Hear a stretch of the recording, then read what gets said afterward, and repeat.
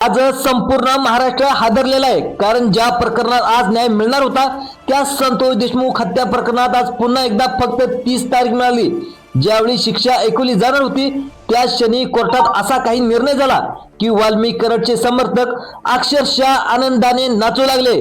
नेमकं प्रश्न एकच आहे, नेमकं कोर्टात असं काय घडलं की ज्यामुळे पूर्ण निकालाच उलटा फिरला। 2026 या नव्या वर्षातील ही पहिली सुनावणी होती। सगळ्यांना वाटत होतं आजचा या प्रकरणाचा शेवट होईल, पण कारण मागच्या वर्षी 23 डिसेंबरला काय झालं होतं ते तुम्हालाच आठवत असेल। त्या दिवशी न्यायालयाने सर्वात आरोपीवर दोष आरोप निश्चित केले होते, म्हणजे कोर्टाने स्पष्ट केलं होतं की हा गुन्हा घडलाच आहे आणि आरोपी दोषीच आहेत। पण नेमकं कोर्टामध्ये काय घडलं असं म्हणजे वाल्मिक कराडचे जे काही कार्यकर्ते ते आनंदाने नाचू लागले। या प्रकरणात ती केस कशी काय उलटी फिरली याची सविस्तर डिटेल या व्हिडिओच्या माध्यमातून आज आपण जाणून घेण्याचा प्रयत्न करणार आहोत। आता पुढची सुनावणी म्हणजे फक्त शिक्षेची घोषणा की म्हणजे जन्मठेप की फाशी हे आता ठरणार होतं। संतोष देशमुख कुटुंब या क्षणाची वाट पाहत होतं, पण आज बीडच्या विशेष मोकोका न्यायालयात वाल्मिक कराड आणि विष्णू चाटे, सुदर्शन घुले हे सर्व आरोपी हजर होते। विशेष सरकारी वकील उज्ज्वल निकम ठामपणे अभियोग पक्षाचे म्हणजे सरकारी पक्षाची बाजू मांडायला उभे होते। संतोष देशमुख यांचे बंधू धनंजय देशमुख ते देखील न्यायालयामध्ये उभे होते। सुनावणी सुरू झाली। सरकारी वकिलांनी कोर्टाला सांगितलं या प्रकरणात सीसीटीव्ही फुटेज, कॉल रेकॉर्डिंग, अपहरणाचे व्हिडिओ आणि त्याचे काही चित्रीकरण हे सगळं भक्कम पुरावे आम्ही आधी सादर केलेत अशी माहिती देखील जे सरकारी वकील आहेत ते म्हणजे ॲडव्होकेट उज्ज्वल निकम यांनी संपूर्ण माहिती दिली। त्यावेळेस न्यायमूर्तींनी निर्णय घेतला की हे पुरावे स्वतः मी पाहिले होते, त्याच आधारावर दोष देखील निश्चित झाले होते। आता निकाल देण्याशिवाय कोर्टाकडे कुठला दुसरा पर्याय नव्हता। मग नेमकं असं काय घडलं ज्यामध्ये कोर्टाला देखील निकाल चेंज करावा लागला याची सविस्तर डिटेल या व्हिडिओच्या माध्यमातून आज आपण जाणून घेण्याचा प्रयत्न करणार आहोत। तर तुम्ही सगळ्यात म्हणजे शेवटपर्यंत व्हिडिओ जाणून घेण्याचा प्रयत्न करा। तर बघा, इथेच आपला झाला खेळाचा उलटाफेर, म्हणजे आरोपीच्या वकिलांनी अचानक एक अर्ज सादर केला। तो अर्ज कोणता होता ते देखील आपण लगेच बघूया। अर्ज म्हणजे हा अर्ज आहे तो म्हणजे डिजिटल पुराव्याची प्रत। आता डिजिटल पुरावे जे काही तुमचे व्हिडिओ आहेत, संतोष देशमुखाचं जे काही अपहरण केलं होतं त्या अपहरणाचे व्हिडिओ देखील या ठिकाणी देण्याबाबत जे काही वाल्मिक कराडचे वकील आहेत त्यांनी देखील मागणी केली। त्यानंतर जे ॲडव्होकेट उज्ज्वल निकम आहेत ते पाहायला गेले तर ते व्यवस्थित याची सरकारी बाजू मांडत नाहीत असा सवाल देखील वाल्मिक कराडचे वकील यांनी दिला।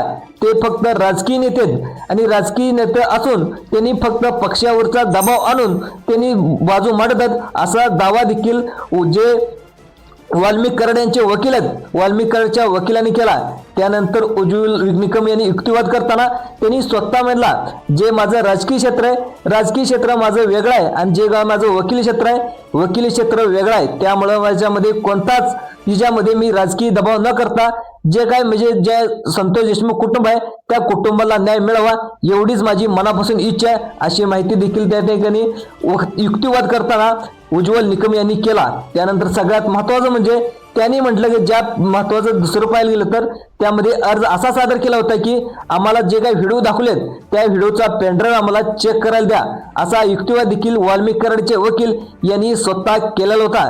त्यांनी म्हटलं ज्या पेनड्राईव्हवर संपूर्ण केस उभे ती आम्हाला पाहण्याचा अधिकार आहे असा युक्तिवादच वाल्मिक कराडचे वकील ते म्हणजे या वकिलांनी केला आणि कोर्टात तणावाचं वातावरण निर्माण झालं। मित्रांनो, ह्या पेनड्राईव्ह मध्ये नेमकं काय होतं त्यामुळे केस उलटी फिरणार होती याची सविस्तर डिटेल या व्हिडिओच्या माध्यमातून आज आपण जाणून घेण्याचा प्रयत्न करूया।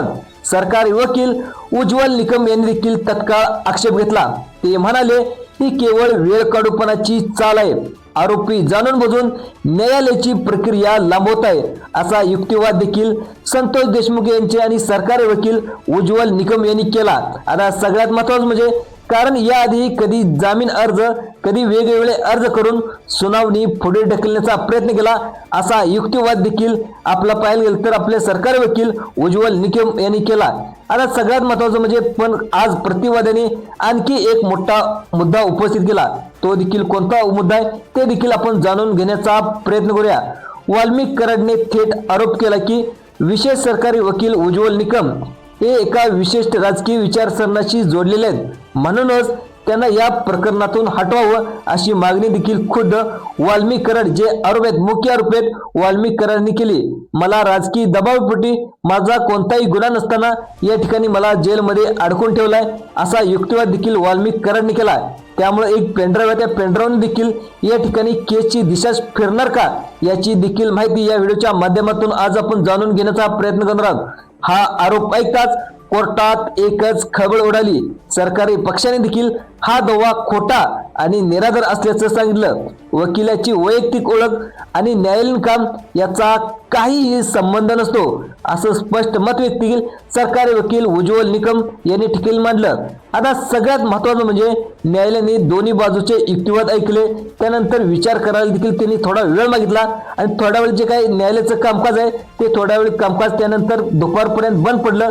त्याच्यानंतर 3 वाजता न्यायालयीन कामकाज सुरू झालं. त्यानंतर एक अत्यंत महत्त्वाचा निर्णय देण्यात आला. निकाल आज देण्याऐवजी सर्व डिजिटल पुरावे जी काय तुमचं आपलं सर्व काही डिजिटल पुरावे ते प्रतिवादना देण्याचे देखील आदेश दिलेले आहे. जे आता सरकारी वकील याच्याकडे जे काही पुरावे आहेत त्यामध्ये पेनड्राईव्ह असतील, वेगवेगळे कॉल रेकॉर्डिंग असतील, हे कॉल रेकॉर्डिंग तपासण्याचे जे काही वाल्मिक कराड यांचे वकील आहेत त्यांना देण्याचे निर्देश देखील कोर्टाने आता या ठिकाणी देण्यात आलेले आहेत. मग आता इथून पुढे नेमकं केसमध्ये कोणता ट्विस्ट येतोय म्हणजे नेमकं कोणती वळण घेणार केस याच्यावर देखील अतिशय महत्त्वाचं या ठिकाणी आपल्याला नेमकं काय होणार ते देखील जाणून घेण्याचं गरजेचं आहे. त्यानंतर बघा पुढे काय म्हणाले, सगळ्यात महत्त्वाचं तसंच विशेष सरकारी वकिलाविरोधात अर्जावर 23 जानेवारीला सुनावणी देखील होणार असल्याची माहिती या ठिकाणी करण्यात आलेली आहे. म्हणजे जे काही वाल्मिक कराडचे वकील आहेत, वाल्मिक कराडच्या वकिलांनी देखील उज्ज्वल निकमावरती या ठिकाणी आक्षेप देखील घेतलेला आहे आणि खुद वाल्मिक कराडांनी देखील या ठिकाणी आक्षेप घेतल्याने संपूर्ण केसचं या ठिकाणी वातावरण फिरलेलं आहे. आणि 23 जानेवारीला जे काही आपलं कोर्ट आहे, बीड कोर्ट आहे, बीड कोर्ट देखील उज्ज्वल निकम विरोधात जे काही आक्षेप घेतला आहे तो त्या आक्षेपावर काय निर्णय घेते ते देखील पाहणं अतिशय गरजेचं आहे. आणि 23 जानेवारीलाच आपल्याला कळणार आहे की या ह्याच्यामध्ये केसमध्ये नेमका काय बदल होतोय. आता याची देखील आता सगळ्यात महत्त्वाचं म्हणजे 23 जानेवारीला जो निर्णय देण्यात येईल असे देखील न्यायालयाने स्पष्ट केले, तो आता सर्वांना मान्य करावा लागेल. आज शिक्षा नाही, आज निकाल नाही अशी माहिती देखील या ठिकाणी कोर्टाने जाहीर करण्यात आला. हा निर्णय जाहीर होताच कोर्टाबाहेर आनंदाचं वातावरण झालं आणि अनेक वाल्मिक कराडचे कार्यकर्ते ते आनंदाने नाचू लागले आणि वाल्मिक कराड समर्थक आहेत हा विजय मानू लागले. त्यामुळं कराड जिंकला असे खुले आम देखील बोलू जाऊ लागले अशी माहिती देखील या ठिकाणी समोर येते. पण दुसरीकडे देशमुख कुटुंबासाठी हा मोठा मानसिक आघात देखील होता. न्याय अगदी जवळ येऊन पुन्हा थांबला होता आणि देखील त्यांच्या कुटुंबियांना संतोष देशमुखचे भाऊ आहेत ते धनंजय देशमुख त्यांना वाटत होते की माझ्या भावाला आज माझा न्याय मिळणार, ही केस आहे माझ्या शेवटच्या टप्प्यामध्ये आले. पण एका पेनड्राईव्हमुळे त्यांची जी काही इच्छा आहे ती इच्छाच पूर्ण मरून गेली. तर मित्रांनो नेमकं काय वाटतं म्हणजे या केसचा निकाल कधी लागायला पाहिजे, हा केसचा निकाल जाणून बघून लांबवला जातोय का, नक्कीच तुमच्या ज्या काही प्रतिक्रिया आहेत ती प्रतिक्रिया देखील कमेंटमध्ये नोंदवायला तुम्ही विसरू नका. आता प्रश्न असा आहे की हा न्यायालयीन प्रक्रियेचा भाग आहे का की ही मुद्दाम लांबलेली विलंबाची खेळी न्याय विषयावर मिळतोय का, पण तो न्याय मिळेल का ते देखील पाहणं अतिशय गरजेचं आहे. आता सगळ्यांचं लक्ष लागलंय ते म्हणजे 23 जानेवारीकडे. त्या दिवशी ठरणार आहे या प्रकरणाला नवी दिशा मिळते का की न्यायासाठी पुन्हा प्रतीक्षा करावी लागते. याच्यासाठी जर तुम्हाला असं वाटत असेल की संतोष देशमुखाच्या कुटुंबियांना जे काही धनंजय देशमुख आहेत त्यांना न्याय मिळालाच हवा तर हा व्हिडिओ जास्तीत जास्त शेअर करा, कमेंटमध्ये तुमचं मत नक्की मांडा, कारण हा आवाज मोठा झाला पाहिजे तरच तुम्हाला म्हणजे त्या कुटुंबियांना न्याय मिळत असतो. धन्यवाद.